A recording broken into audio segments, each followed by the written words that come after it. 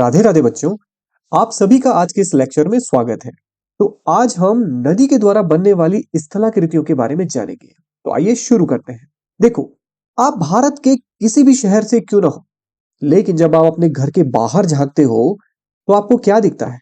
अगर आप पहाड़ी इलाकों से हो, तो आपको दिखती है पर्वत चोटियां, बड़ी-बड़ी घाटियां, ठीक है? उनके स्पर्ट्स, खाल। अगर आप मैदानी क्षेत्रों से हो, तो आपको दिखते हैं समतल मैदान, मियांडरिंग करती हुई नदियां, झीलें। और पठार में रहने वाले लोगों को क्या दिखता है? पठार और ऊंचे-ऊंचे जल प्रपात। तो ओवरऑल आप सभी को जो कुछ भी दिखता है, इन सभी को कहते हैं भू आकृतियां। मतलब भू आकृतियां क्या होती हैं? छोटे से मध्यम आकार के भूखंड भू आकृति कहलाते हैं। ठीक है? जैसे कि आप देख रहे हैं कि ऊंची ऊंची पर्वत चोटियां भी होती हैं और कम ऊंचाई की चोटियां भी होती है। घाटियां कुछ बहुत बड़ी होती हैं, चौड़ी फैली भी होती हैं और कुछ बहुत छोटी होती है। ठीक है? तो इन छोटे से मध्यम आकार के समस्त भूखंडों को क्या कहा जाता है? भू आकृतियां कहा जाता है। ठीक है? लेकिन जब संबंधित भू आकृतियां मिलती हैं तो उसे भूदृश्य कहते हैं। मतलब पर्वत चोटियां हैं तो चोटियों के नीचे क्या होती है? घाटियां होती हैं। पर्वत चोटियां हैं तो उन पर स्पर भी मौजूद होते हैं। पर्वत है तो उस पर खाल भी बने होते हैं, सैडल जिन्हें हम कहते हैं। तो इस प्रकार जो इस संबंधित भू आकृतियां होती हैं पहाड़ी क्षेत्रों की, तो उसे हम क्या कहेंगे? पर्वतीय क्षेत्र के भूदृश्य। ठीक है? इसी प्रकार मैदानी क्षेत्रों में जो भू आकृतियां होंगी, वो सब मिलकर क्या कहलाएंगी? मैदानी क्षेत्र के भूदृश्य। ठीक है? इसी प्रकार पठारी क्षेत्र के भूदृश्य। ठीक है? तो भूदृश्य के अंतर्गत क्या होती है? अनेक छोटी-छोटी भू आकृतियां होती हैं। लेकिन हमारा जो आज का टॉपिक है वो है भू आकृतियों पर, कि भू आकृतियों का विकास किस प्रकार होता है। भू आकृतियों का विकास होता है भू आकृतिक प्रक्रमों के द्वारा। लास्ट वीडियो में हमने जाना था कि अंतर्जात बल और बहिर्जात बल के द्वारा पृथ्वी के धरातल पर होने वाला परिवर्तन भू आकृतिक प्रक्रियाएं कहलाता है। ठीक है? मतलब पृथ्वी के धरातल पर एंडोजेनेटिक और एक्सोजेनेटिक फोर्सेस के कारण जो भी चेंजेस आते हैं वो भू आकृतिक प्रक्रियाएं कहलाती है। ठीक है? और इस आधार पर भू आकृतिक प्रक्रियाओं को दो भागों में बांटा गया था। एक है अंतर्जनिक भू आकृतिक प्रक्रियाएं, मतलब जो कि पृथ्वी के अंदर काम करती है। ठीक है? पटल विरूपण हमने जाना था। और दूसरी होती है बहिर्जनिक भू आकृतिक प्रक्रियाएं, मतलब जो पृथ्वी की सतह के बाहर काम करती है। ठीक है? आज हम इन्हीं बहिर्जनिक भू आकृतिक प्रक्रियाओं पर फोकस करेंगे और जानेंगे कि ये भू आकृतिक प्रक्रियाएं किसके द्वारा संचालित होती है? भू आकृतिक कारकों के द्वारा। कौन होते हैं भू आकृतिक कारक? ये सभी है। ठीक है? नदी, हिमानी, पवन, भूमिगत जल, समुद्री तरंगे। ये 5 प्रमुख एजेंट्स हैं जो धरातल पर बाहर से परिवर्तन लाते हैं। ठीक है? आखिर ये परिवर्तन लाते कैसे हैं?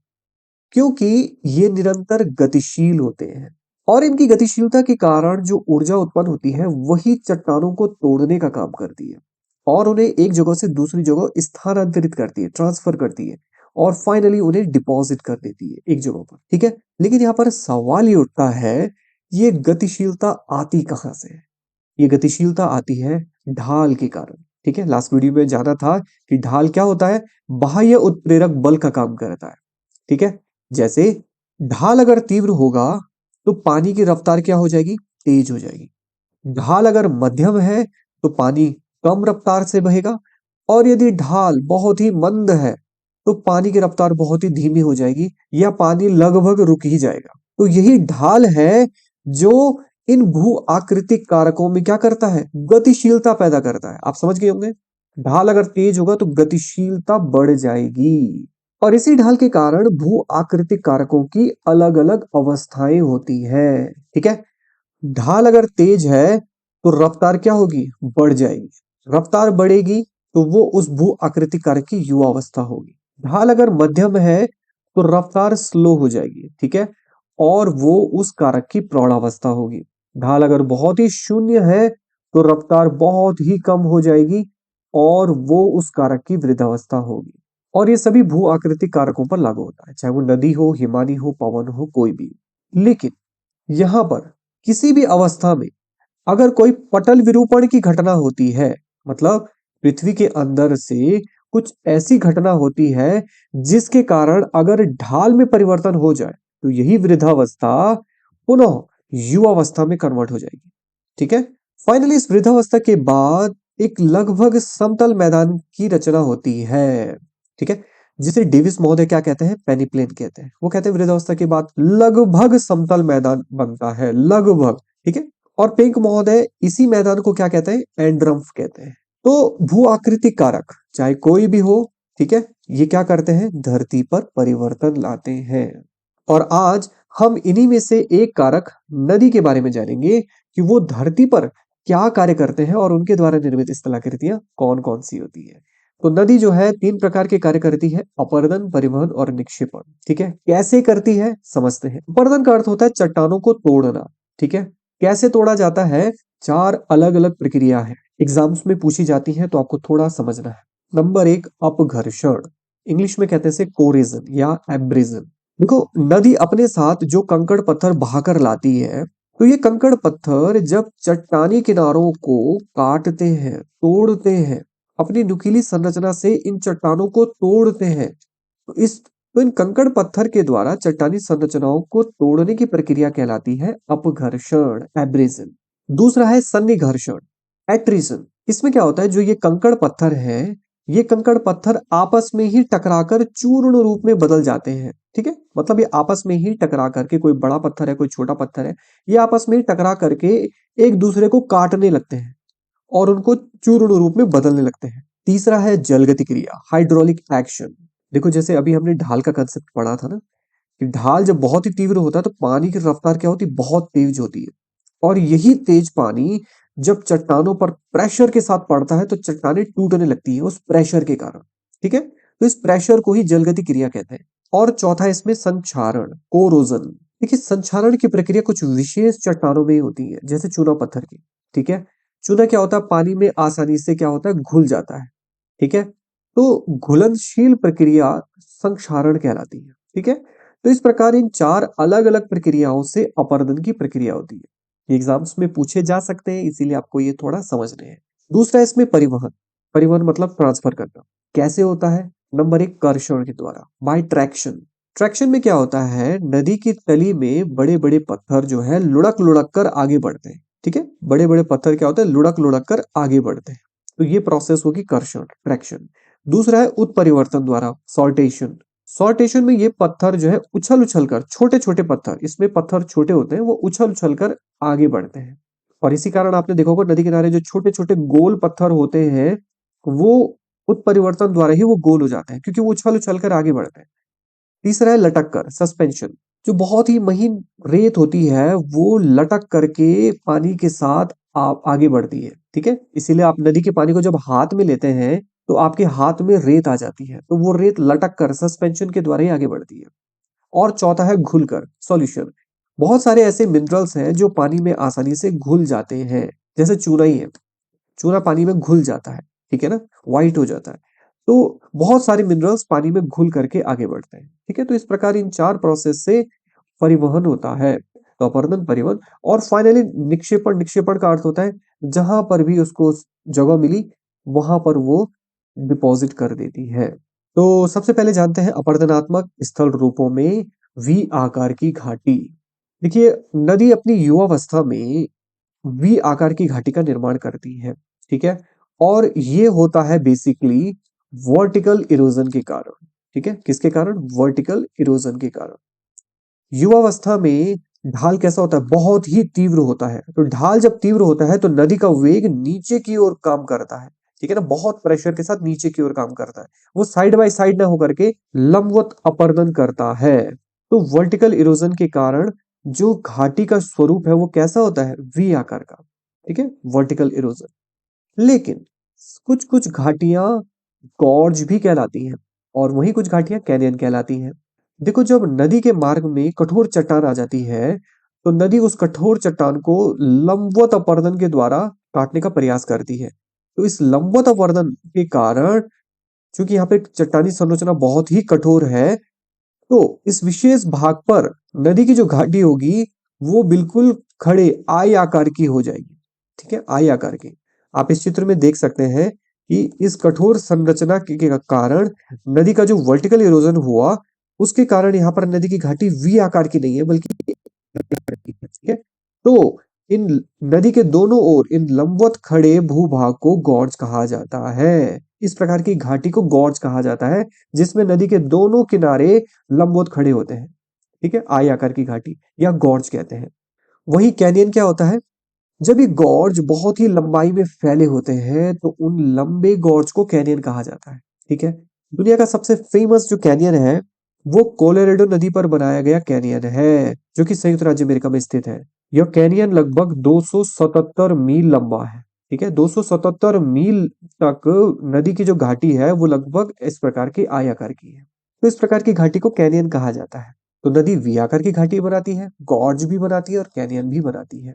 नेक्स्ट है इसमें जलप्रपात और क्षिप्रिका।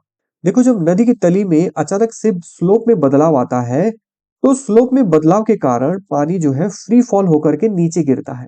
ठीक है, तो पानी के इस फ्री फॉल होकर के नीचे गिरने की प्रक्रिया को ही जलप्रपात कहते हैं, झरना कहते हैं। ठीक है, जिसमें पानी ऊंचाई से नीचे की ओर गिरता है और ये होता है स्लोप में अचानक से बदलाव आने के कारण।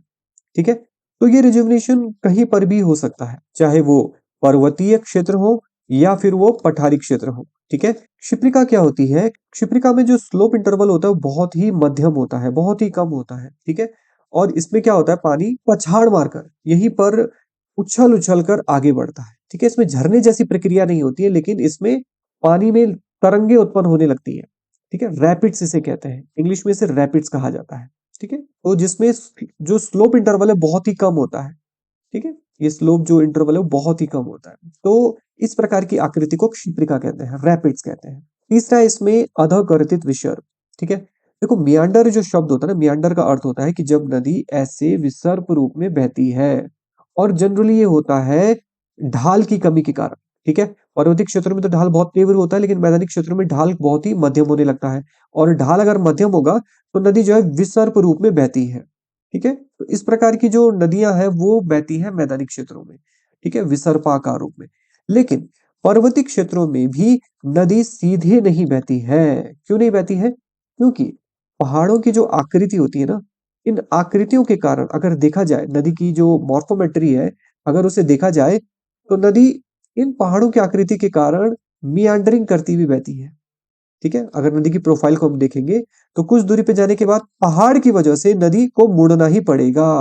ठीक है, तो इस तरीके से नदी मियांडरिंग करते हुए बहती है।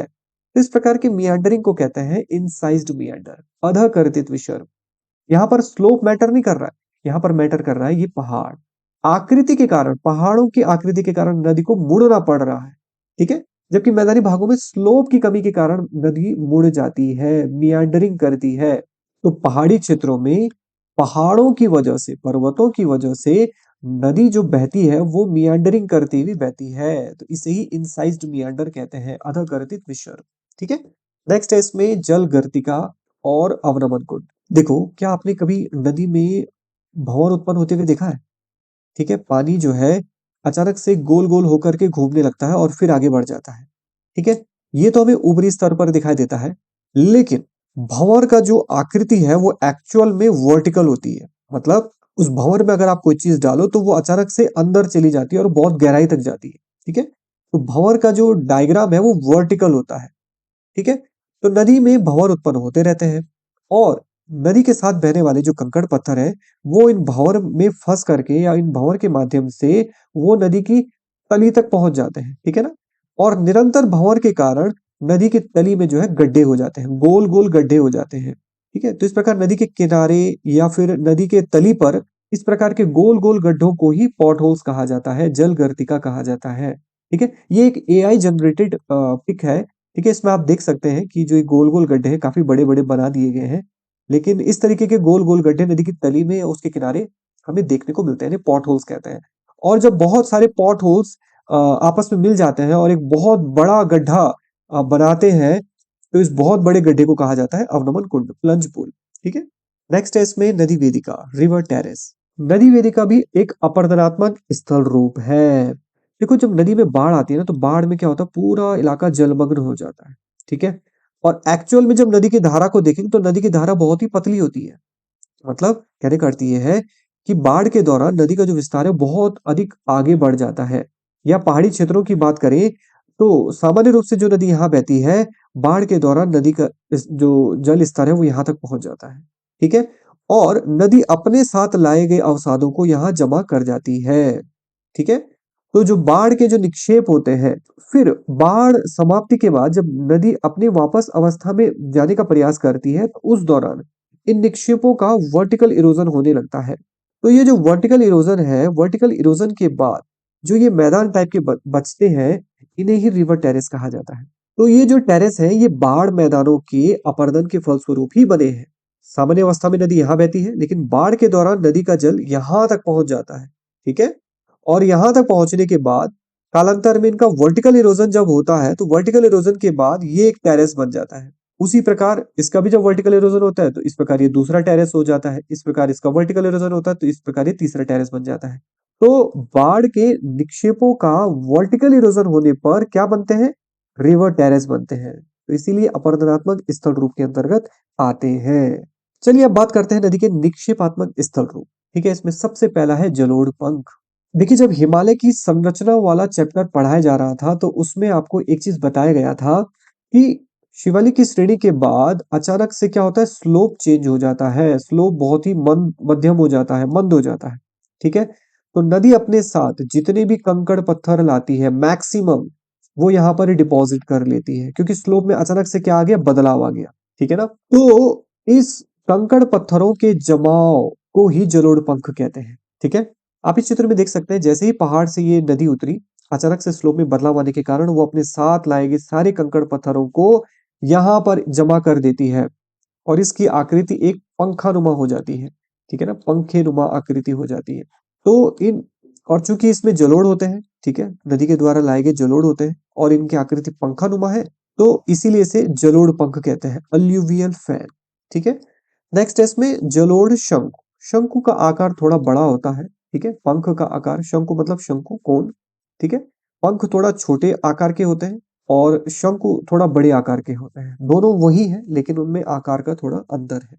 ठीक है, तीसरा इसमें प्राकृतिक तटबंध, नेचुरल लीव्स।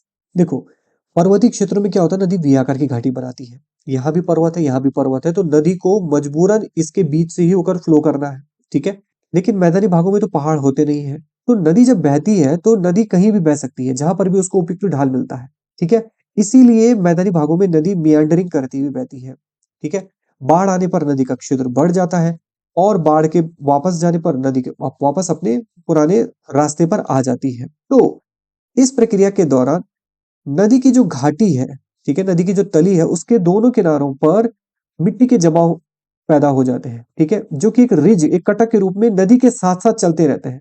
ठीक है, तो नदी अगर इस तरीके से फ्लो कर रही है, तो उसके दोनों किनारों पर मिट्टी के तटबंध निर्मित होते हैं। आप इस चित्र में भी देख सकते हैं कि नदी की मुख्य धारा के साथ साथ दोनों ओर प्राकृतिक रूप से निर्मित जो कटक है, उसे ही तटबंध कहते हैं। ठीक है ना, नेचुरल लीव्स, प्राकृतिक तटबंध। नेक्स्ट है इसमें डेल्टा। तो ढाल के दौरान आपने देखा था कि जब ढाल बहुत ही मंद हो जाता है, तो नदी की वृद्धावस्था शुरू हो जाती है, और जब वृद्धावस्था शुरू होती है, तो ढाल की कमी के कारण नदी जो है समुद्र में मिलने से पहले अनेक शाखाओं में बढ़ जाती है। जहां पर उसको उपयुक्त ढाल मिलता है, वो उस दिशा में बहना शुरू कर देती है। ठीक है, तो इस कारण नदी की अनेक शाखाएं बट जाती हैं। तो ये पूरा इलाका डेल्टा कहलाता है। ठीक है, बेसिकली ये होता है मुहाने पर। मुहाना मतलब जहां नदी समुद्र में मिलती है। ठीक है, लेकिन जब कभी समुद्र के पास कोई पर्वत श्रेणी मौजूद हो और उसके सहारे कोई नदी समुद्र में मिलती है, तो वहां पर नदी डेल्टा नहीं बनाती है, बल्कि वो सीधे ही समुद्र में मिल जाती है। ठीक है, उस प्रक्रिया को एस्चुरी कहा जाता है। एस्चुरीज कहा जाता है। ठीक है, उस नदी के मुहाने को एस्चुरीज कहा जाता है, वहां पर नदी डेल्टा नहीं बनाती है, डेल्टा नहीं कहते हैं। भारत में नर्मदा नदी का जो मुहाना है वो एस्चुरी बनाता है, जो ताप्ती नदी का मुहाना है वो एस्चुरी बनाता है। ठीक है, डेल्टा के संदर्भ में कुछ इंपॉर्टेंट क्वेश्चंस आते हैं, कि जैसे चापाकार डेल्टा है, जैसे कि अभी आपने इस पिक में देखा, तो ये आकार जो है वो चापाकार डेल्टा है। ठीक है, चाप के आकार का। चाप मतलब जो आर्क आप खींचते हैं, ठीक है, उस तरीके का जो डेल्टा आकार है वो चापाकार डेल्टा है। तो कौन कौन सी नदियां चापाकार डेल्टा बनाती है, एग्जाम्स में पूछा जाता है। गंगा नदी का डेल्टा चापाकार है, नील नदी का डेल्टा, राइन नदी का डेल्टा यूरोप में। ठीक है, इस प्रकार इरावदी नदी का डेल्टा, वोल्गा नदी का डेल्टा। तो ये सारी नदियों के डेल्टा चापाकार डेल्टा के उदाहरण है। ठीक है, आप इसे स्क्रीनशॉट लेकर के नोट कर सकते हैं। दूसरा इसमें है पंजाकार डेल्टा। पंजाकार डेल्टा का मतलब जब जो नदी का जो डेल्टा है वो पक्षी के पंजे के आकार का होता है। ठीक है, तो इस प्रकार का डेल्टा कहलाता है पंजाकार डेल्टा। और ये मिसिसिपी नदी का जो डेल्टा है ये फेमस है पंजाकार डेल्टा में, पूछा भी जाता है कई बार एग्जाम्स में, तो आप इसे नोट कर सकते हैं। ठीक है, तो ये था आज का लेक्चर जिसमें आपने जाना नदी के द्वारा निर्मित स्थलाकृतियां। नेक्स्ट वीडियो में हम हिमानी के द्वारा निर्मित स्थलाकृतियों के बारे में जानेंगे। तो मिलते हैं अगली वीडियो में नेक्स्ट टॉपिक के साथ, तब तक के लिए वर्क हार्ड बट जॉयफुली।